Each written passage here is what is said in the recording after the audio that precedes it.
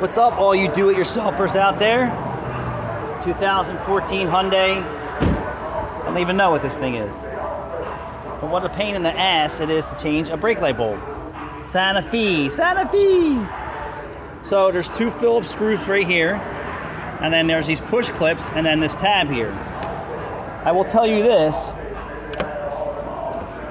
it almost made me want to spray WD-40 in this crack to make it easier to slide this light out. So slide it out.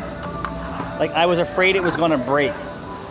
So I'm going to give you my advice and spray WD-40 down in this area so it soaks into here and here and slide the light back. Jesus, very difficult. Who wants to break a $150 taillight assembly changing a brake light bulb?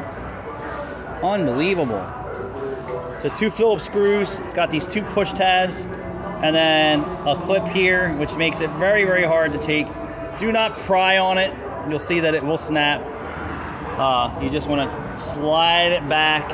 I was using the plastic trim tool up in here, giving myself a little leverage, but not too much, and then sliding the light as I was pulling on it. But next time I will use some lubricant or penetration, see if it makes it any easier. Thanks for watching.